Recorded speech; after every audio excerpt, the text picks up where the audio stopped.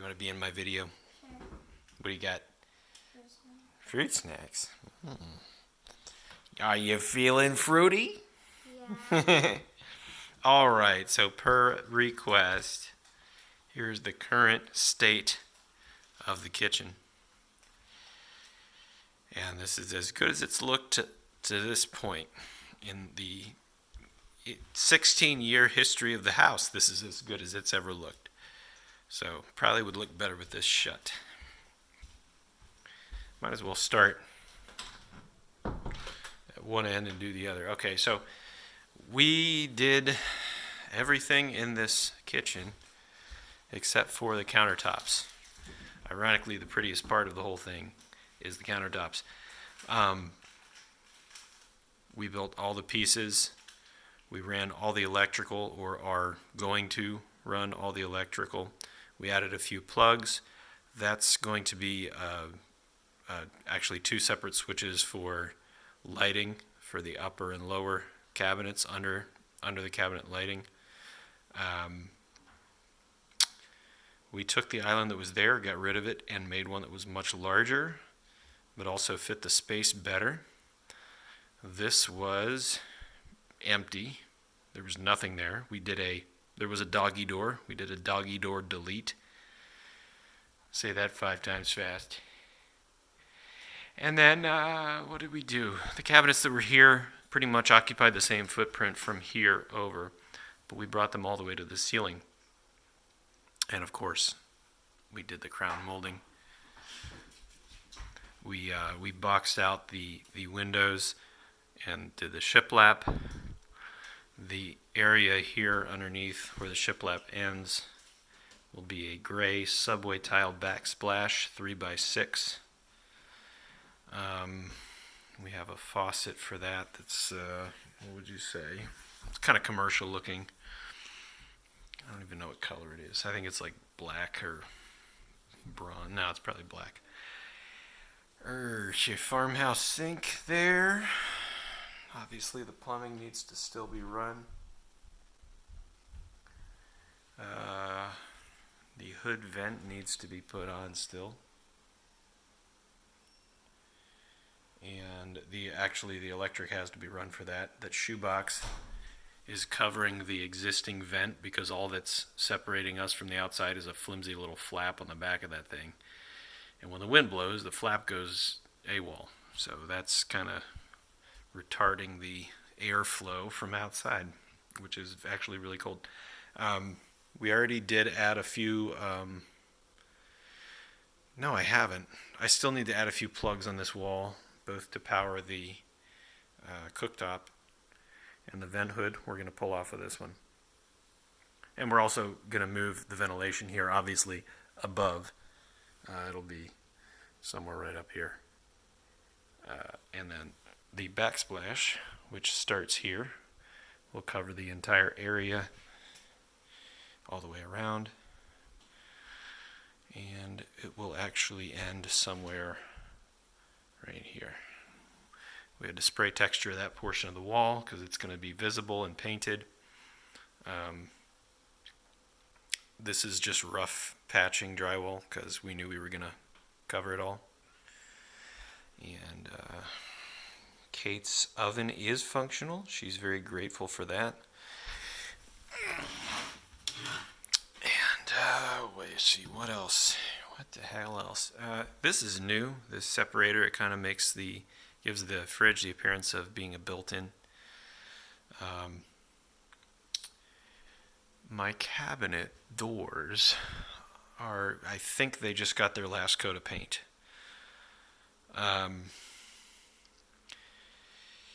And they are going to look similar to these frame and panel, bigger drawer boxes.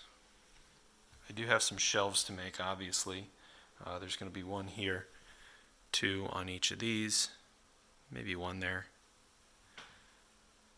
and 2 on this one over here, probably not there. And then that's going to be wide open for stock pots, etc. Here's our pantry door, which looks nice with the shiplap on it.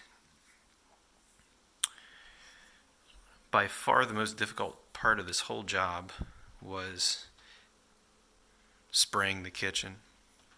So I have an airless sprayer I've been using for the last year. I've probably spent,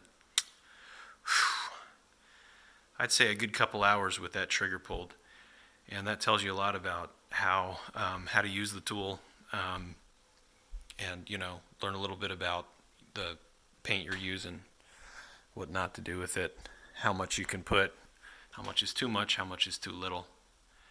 And this job was definitely a challenge in making it look good, finding the balance. And the reason is this: it's really easy to just come up this trim and just lay a nice coat. But it gets complicated when you have compounding surfaces that all meet in one spot. And so you can only go over it for so long because it lays so much product at once. You have to keep your gun moving. And so it gets real complex in certain areas where you can't lay any more here, but this is a little bit light still. It involves factoring in your angles, factoring in your speed of your pass, and actually it also factors in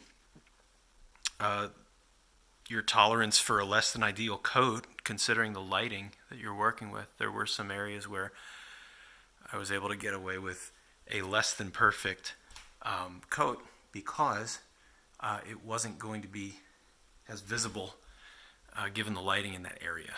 Now, there were some areas that were obviously critical right up here. Fortunately, that's a pretty easy area. It's just, straight pass, and the face frame's all very easy. The hardest part by far was over here. I had to get the corbels and the radiuses, and right through here. This was all really constricted. And obviously on any vertical surface, any excess in paint is going to cause a run or a sag. So my final coat went really well. There are some areas that if you look close enough and try and find some issues, you definitely find them, but I am by no means a pro and generally pretty happy with the end result. And very, very close to being finished painting altogether. I painted the doors too, actually. I painted this one and this one here because these were just the standard white that was on there before, and the enamel coat that I picked for the kitchen is just the whitest white I've ever seen. So by contrast, melamine is pretty bright. And these boxes are made of melamine, and you can just see the contrast between the white of the melamine and the white that we actually coated the whole cabinets in. So it is the whitest thing out there. So you can even see on the light plate here that there's white, and then this is not even as white. So, but anyways, here's my last bit of work right here, as far as painting goes. And you might be able to tell that these babies are still drying. Probably not. You can't even tell, but maybe. But they are. I just coated them. And there are 13. Yeah, you can tell that one's wet. So these have 4 coats on the front, which is what's facing up, and then 2 coats on the back. And with these, so look at the reflection on that. So you can tell, see that little glare on the very edge of the frame. You can tell that's a little heavy. Once it dries, that'll be noticeable. I don't think it's going to be a catastrophe, but I mean, I sprayed these with them face up, and that's just kind of the most forgiving spraying you can do. And even still, it's real easy to go a bit too heavy or a bit too light. But when you nail it, it is a great result, and it's definitely the most efficient way too. So it's kind of worth the risk. I had to put heaters in here to keep my temperature high enough to be able to spray. anything colder than 49 is too cold, and so my heater got it up to well above the minimal temperature. So this one here, as you can see, is drying still. It definitely needs one more coat on the front. I may be able to do it tonight if I can hang out for another hour. God willing, that gets finished, and the rest of these end up looking great once they're dried tomorrow morning. I can install them. I can put the handles on them. And I think that's going to make a huge difference versus seeing just the empty cabinets. What else we have to do in here? There are a couple of other things. There's going to be kind of an accent piece that covers up the rough cut end of the melamine. And there's going to obviously be a couple of like little vinyl stickets that we put over the screw holes there. And that'll go pretty far in making these look good. Oh, and we're also going to caulk each joint. So when you add it all up, it's still a lot of work, but each one of those things is going to make it look that much better. And so these, we'll get those little covers as well. I don't even want to know how many hours I have in. Multiple. What the hell is that?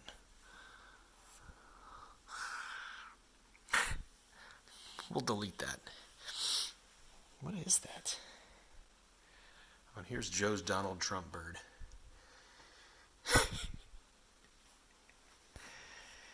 Yeah. Anywho, that's that. Oh yeah, by the way, 2 different colors. So I painted the island first, and then we tarped the island, and then we sprayed everything else. So doing the island was a great little intro to what the rest of the kitchen spraying was going to be like. Oh, so yeah, obviously it doesn't look right. That's where the old light was. It wasn't an issue because there was no hood vent. But now there is. So what we're going to do is we're going to knock out, just going to be even with this one here. We're just going to put another can light in there, and maybe we might be able to steal that cutout and make it work here. I'm not hopeful, but who knows. And then finally, another can light is going to go in as far back from the fridge as we can get it here. This area is just, I don't know if you can tell, it just needs more light, obviously, compared to the rest. And then speaking of which, we have to figure out what to do here with the lighting. And looks like I need a light plate cover there. And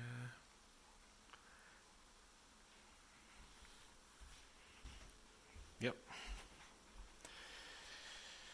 Yeah, that's it for now.